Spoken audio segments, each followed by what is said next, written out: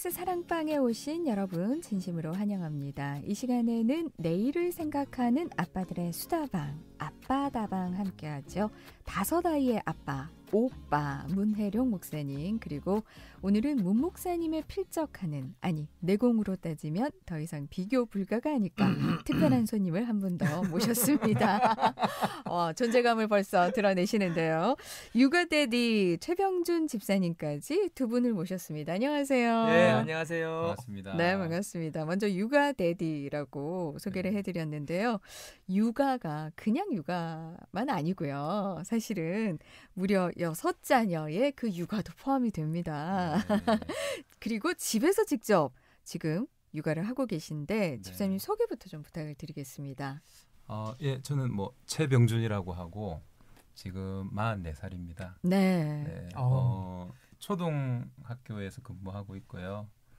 지금 휴직을 하고 6명의 아이를 돌보고 있습니다. 네. 네. 근데 두 분 도대체 왜 이렇게 자녀를 많이 두신 건가? 가끔 이렇게 함께 모셔서 복작복작 하지만 행복한 다둥이 가정의 얘기를 좀 나눠보려고 하는데, 우리 문혜룡 목사님은 5명의 자녀에 대한 이야기를 저희가 이제 몇 차례 맞아요. 얘기를 나눴는데 6명의 자녀는 처음이거든요. 아. 예. 근데 이 6명의 자녀를 두시게 된 네네. 또 배경이 있으시다고요. 네. 이제 혹자들은 저보고 늘 물어봐요. 언제부터 계획을 했냐. 네. 그렇게 얘기를 하는데 사실 이제 계획은 안 했죠. 저도 한 3명 정도 생각했던 것 같아요. 결혼할 때는. 네. 네. 그것도 근데, 쉽지 않은데 요즘에는. 맞아요. 네. 근데 이제 결혼 전에는 그렇게 생각하는 사람 많더라고요. 근데 이제 한 명 딱 낳아 보면 생각이 딱 바뀌잖아요. 바뀌죠. 이게 애가 강아지 키우는 거하고 다르구나.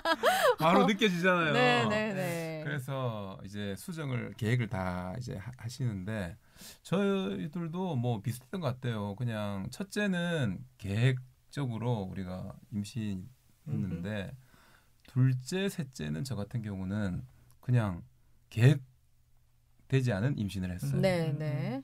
그래서 이제 셋째까지 놓고 이제 저는 수술도 하고 이제 절대 우리 집은 안 된다. 네. 더 이상은 어렵다. 이렇게 했는데 이제 시간이 지나니까 또 이제 육아의 고통도 있고 애들이 어느 정도 컸을 때 또 아내가 이렇게 좀 주변에 이제 입양 가족이 있어서 입양을 한 명을 했으면 좋겠다. 자기가 그런 얘기를 하길래 저도 이제 들어보니까 그러면 이거는 입양은 또 성별을 선택할 수 있잖아요. 네네. 제가 이제 아들이었거든요. 삼형제. 거기서 제가 넘어가 버린 거예요. 대단하다. 네. 아들, 딸 이랬으면 네. 제가 그건 말도 안 되는 이렇게 딸바보가 한번 돼보고 싶은 것이었던 거네요. 나 딸이 있어야지 아빠가 좋다던데 이 첫째는 생각에 중요하지. 나 첫째 딸이잖아. 그렇고. 자랑하시는데. 아니 숫자적으로 내가 밀리니까 하나라도 없을 수 있는. 아니 우리 재병 집사님하고는 제하고는 이제 사실 부모님도 모르고 서로 와이프도 모르는 형제지간이에요. 네네. 두 분이 그냥 이렇게 맺으신 동생. 네. 그래서 둘이 있을 때는 그냥 형님하고 동생하고 그렇게 합니다. 그런 사이라서 이렇게 막 이제 편하게 이렇게 이야기를 하는데 어쨌든 제가 정말 존경하고 동생이지만 3명 아들 정말 힘들거든요. 그런데 한 명 많아서 존경하는 거죠. 그게 아니고 아들 3명 키우는 게 이게 쉬운 게 아니거든요. 그런데 또 3명을 입양을 아내와 함께 결심을 하고 지금까지 실천해 왔다라는 자체가 저는 존경할 만하죠. 네. 그 과정을 아마 듣고 싶으실 것 같아요. 그래서 딸을 한 명만 입양할 수도 있는데 3명을 입양을 하신 거잖아요. 그러니까 저는 이제 사실은 계획은 첫째만 했다 했잖아요. 네. 그래가지고 이제 딸 한 명을 이제 그럼 입양을 하자 이렇게 해가지고 이제 신청을 했죠. 근데 딸은 1년을 기다려야 된다 하더라고. 1년 정도를. 아들은 바로 이렇게 되고 이제 그래가지고 1년을 기다릴게요 하고 기다렸는데 그러면서 이제 저희들이 기도를 했죠. 어떻게 어떤 딸이 올까 하면서 그냥 우리가 선택하기 힘드니까 그냥 하나님 처음 우리한테 소개시켜주는 딸을 그냥 하겠습니다. 그 한 3번인가 소개를 이렇게 보여준다 하더라고요. 네. 귀한 마음이다. 그 쉽지 않거든. 그래서 이제 뭐 우리 선택하는 것도 좀 걱정도 되고 자신도 그렇죠. 없고 그래서 이제 그냥 그렇게 기도를 했죠. 기도 자체를 저는 너무 잘했다고 생각해. 네. 근데 그게 뭐 저는 좀 제가 생각했을 때는 좀 불안했었어요. 애를 선택하는 것도 자신이 없잖아요. 그렇지. 그래서 그냥 그런 식으로 이제 인도를 해달라고 기도를 했고 그랬는데 이제 그 입양을 신청을 하면 교육을 가요. 네. 이제 부모들이 하루 동안 교육을 받는 게 있어요. 그 교육을 받으러 갔는데 그 이제 홀트 소장님이 저희들 부르더라고요. 그래가지고 불러가지고 좀 갑자기 드릴 말씀이 있는데 네. 딸 아들 이란성 쌍둥이가 네. 갑자기 접수가 됐습니다. 혹시 좀 이 가정에서 애를 좀 받으면 안 되겠습니까? 이러는 거예요. 그래서 이제 거기서 이제 둘이를 예. 하나도 아니고 예. 딸 아들. 예. 그래서 순간 둘이 뻥 졌죠. 네. 이 소장님 왜 이러시나 이러고 이제 뻥 찐 거죠. 그 이제 쌍둥이가 이제 갑자기 들어왔는데 좀 예민했대요.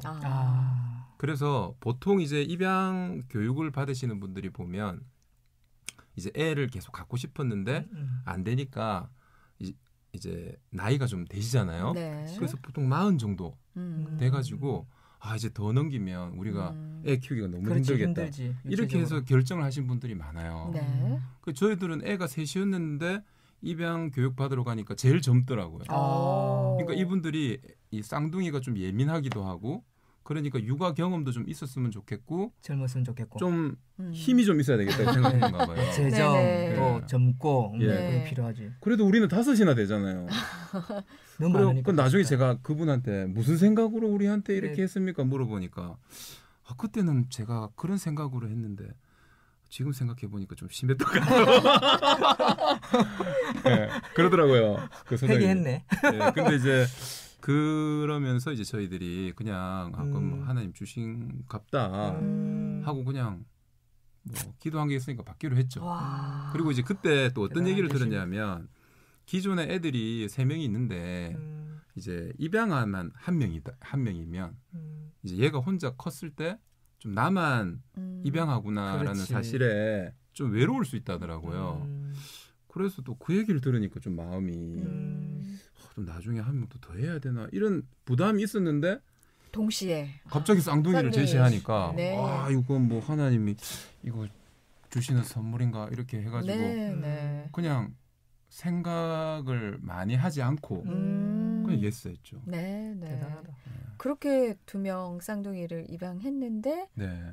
또 한 명이 더 있잖아요. 그래갖고 이제 또 시간이 저희들이 사실은 생각한 것보다 엄청 힘들었어요. 그렇지. 예, 이 또 남자애는 막 이 토를 많이 했어요. 오바이트. 네네. 그래가지고 막 우유 먹이면 토하고, 토하고. 그래 이불을 또 빨고 막 이러는 게 너무 많았어요. 그 성격도 다 예민하고 네. 그랬는데 또 이게 시간이 지나니까 우리가 또 적응을 하시고 네, 정신이 또 싹 이게 갔는가 봐요. 그게 아니라 좋은 쪽으로. 그렇지. 네. 육아의 신이다 진짜. 아니 그러니까 이제 네. 우리 또 딸이 자기 혼자 딸이라고. 그렇죠. 예, 그러니까 우리가 이제 아들 딸이 된 거예요.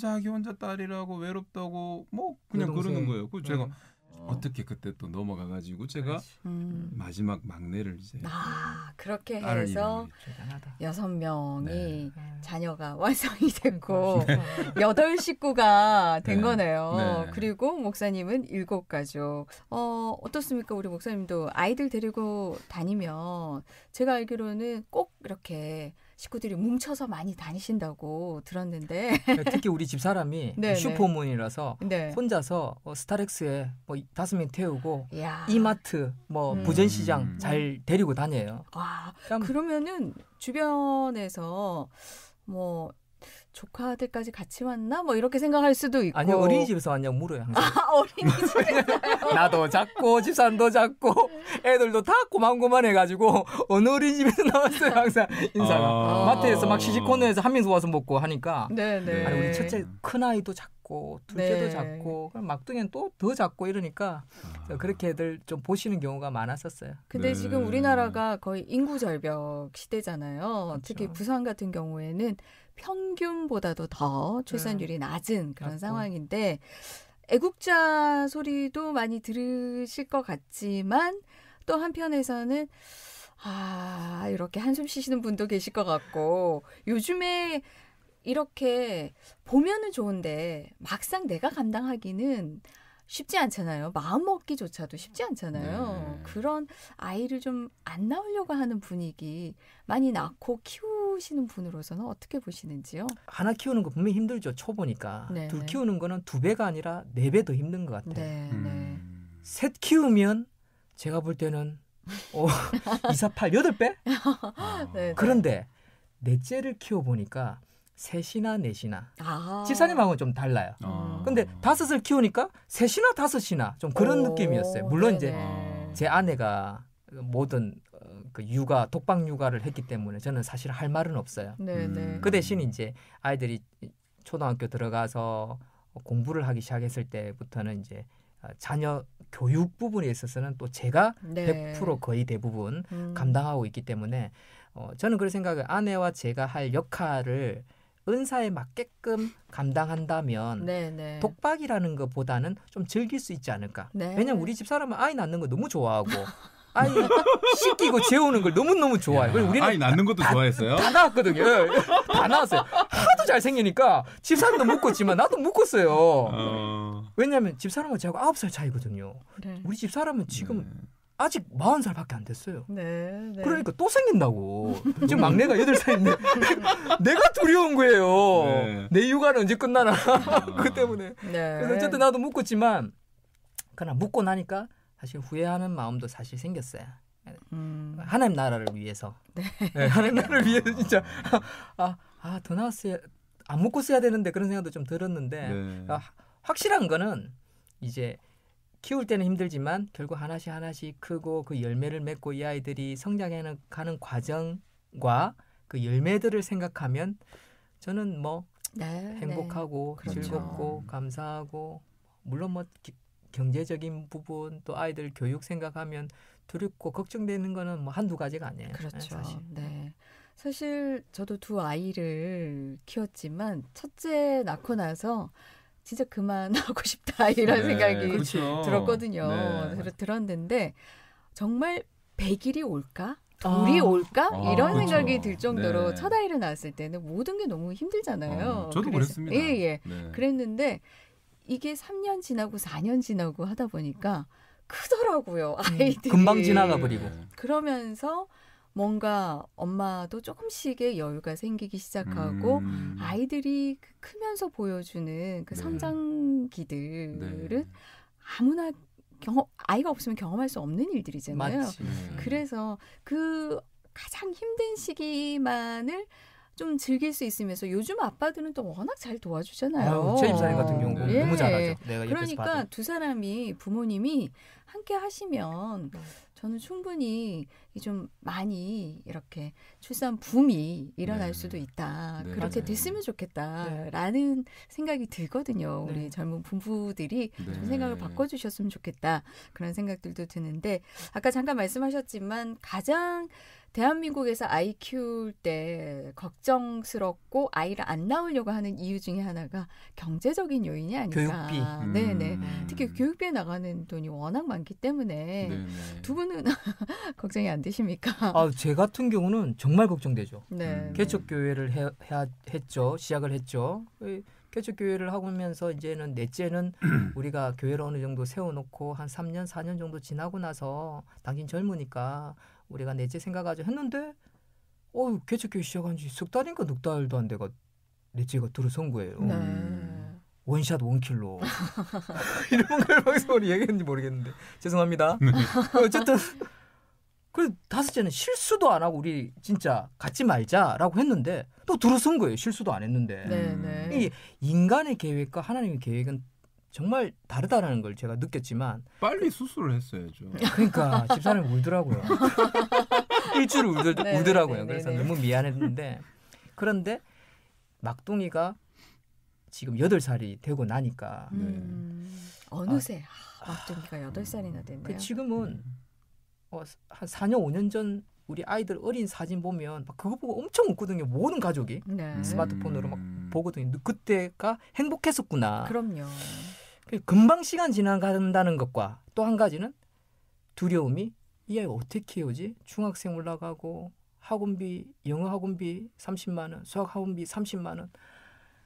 교육비 생각하니까 네. 너무 두려운 거예요. 그게 가장 힘든 거예요. 네. 그래서 저는 이제 하나님 앞에 기도하면서 뭘로 이제 아이들을 교육시켰냐면 컴퓨터 한 대, 프린트기 한 대, 스캐너 한 대, 그리고 문제집을 이제 주문을 해서 이걸 스캔을 해가지고 인쇄해서 이 아이들에게 가르치는 걸 시작을 했는데 제 입장에서는 그걸로 교육이 어느 정도 성공한 케이스가 몇 아이가 있으니까 네. 저는 감사하죠. 네. 또 하나님께서 이렇게 또 지혜를 주시는구나 그런 걸 느끼면서 때가 되면 우리 청취자분들과 그 교육에 대해서 좀 나눌 수 있는 그런 시간도 좀 가졌으면 아니 좋겠어요. 우리 문혜룡 목사님은 대단하세요. 지금 아들이 지금 이번에 영재학교에 들어갔습니다. 네. 네, 감사하게도 혼자 이렇게 아빠가 아이를 이렇게 가르쳐가지고 그러니까요. 이렇게 하기가 상당히 힘든데 요즘에는 다 만들어지잖아요. 네. 어릴 때부터. 근데 이렇게 자기 사교육 주도 없이 학습으로. 그러니까요. 안 그래도 쉽지가 않은데 서울의 강남이나 이런 보면 뉴스에 항상 나오잖아요. 아이 한 명을 키우기 위해서 2억 원의 사교육비가 필요하다. 이런 뉴스를 볼 때마다 네. 너무너무 두려웠어요. 그런데 사교육비 하나 없이 우리 아이가 하나님 은혜로 성장해 가는 과정들을 보니까 이건 좀 나눌 필요가 있겠다. 이건 경험자로서 또 제 마지막 목표가 뭐냐면 손주들과 함께 놀고 함께 수학 공부하고 함께 이 아이들을 안수 기도해주는 할아버지 목사가 되는 그것도 네. 5-25. 네네. 제 목표는 5-25예요. 집사님 잘 들으세요. 우리 자녀들이 그 66-36 하려가 모르겠는데 나는 어쨌든 5-25가 할아버지 목사가 되는 게 아이들도 존중해 주시고요. 네네. 그러게요. 선택은 이제 본인들 하겠지만 네네. 지금은 세뇌 교육을 그렇게 시키고 있어요. 나는 너희들이 엄마처럼 일찍 가서 30 전에 국가에 상줘야 되겠다. 세 명만 나와라. 네네. 생일만 되면 안수기도 하면서 일찍 가라. 30 되기 전에 아이 셋만 나와라. 네. 그런 말을 하는데 근데 할지 안 할지는 자기들의 선택 몫이겠죠. 네네. 자, 이 자녀를 낳아서 기르는 건 아까 입양도 그렇고 우리가 보통 크리스천들은 다 자녀를 갖기 전부터 기도를 하시잖아요. 근데 이게 믿음이 그래서 필요한 결단이 아닐까 싶습니다. 또 하나님께서 주신 선물이기 때문에 이 아이들이 독립할 때까지 또 잘 양육해야 된다는 또 그런 결단도 필요하고요. 맞아요. 모든 게 불안하고 위험한 세상에서 아이를 어떻게 하면 잘 키울 수 있을까? 또 아이들이 행복해야 되잖아요. 행복하게 해줄 수 있을까? 좀 해주실 수 있는 말씀이 있을 것 같아요. 우리 최 집사님. 그 이제 주변에 교육비나 이렇게 교육 문제로 6명 어떻게 다 감당할래 그런 얘기를 많이 하시더라고요. 그렇겠죠. 근데 저는 좀 생각이 깊지 않아서 그런지 모르겠는데 그렇게 큰 고민을 제가 좀 안 한 것 같아요.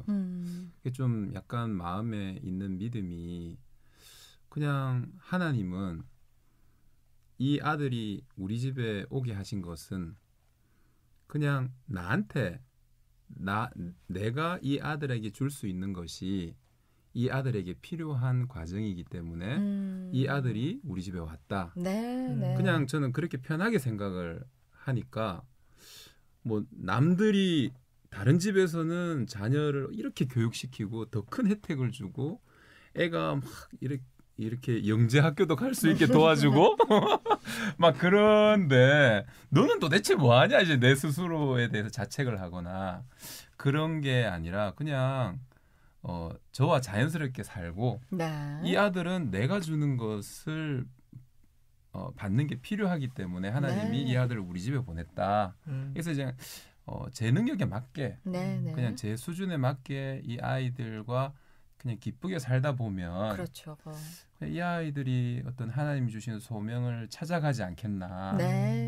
그냥 그렇게 좀 가볍게 생각하는 거 그게 우리들한테 좀 필요하지 않을까. 이스라엘 백성이 출애굽하는데 막 그 광야에서 어떻게 먹고 삽니까? 막 이렇게 계산하기 시작하면 못 떠나죠. 못 떠나잖아요. 그러니까 그럼 나가면 뭐 되겠지. 그러니까 가 보면은 하나님이 불기둥도 주시고 구름 기둥도 주시고 만나도 주시고 메추라기도 주시듯이 좀 그런 어떤 단순함도 좀 필요하지 않을까. 맞습니다. 그런 생각을 제가 볼 때는 신학을 우리 최 집사님 하셔야 될 것 같아요. 오늘 말씀을 들어보니까 우리가 너무 앞서서 생각을 많이 하고 두려움이 있는데 그걸 맡기지 못해서 그냥 무거운 짐을 그냥 이고 질 때가 많은 것 같아요. 우리가 사실 우리도 부모이지만 더 큰 부모님이 계신데 하나님이 계신데 그걸 우리가 항상 잊지 않고 자녀들을 본다면 자녀들 각각을 정말 사랑스러운 눈으로 하나님께서 보시듯이 그렇게 우리 수준에 맞게 키우면 되지 않을까 그런 생각이 드니까 혹시 또 출산에 대한 고민을 하고 있는 가정이 있다면 걱정하지 마시고 하나님께 맡기시면 하나님께서 반드시 그 가정에 필요한 선물을 주시리라 생각이 듭니다. 자, 내일을 생각하는 아빠들의 수다방 아빠다방 오늘은 여기까지 얘기 나누도록 하겠습니다. 지금까지 문혜룡 목사님, 최병준 집사님 두 분이었습니다. 고맙습니다. 감사합니다. 즐거웠습니다.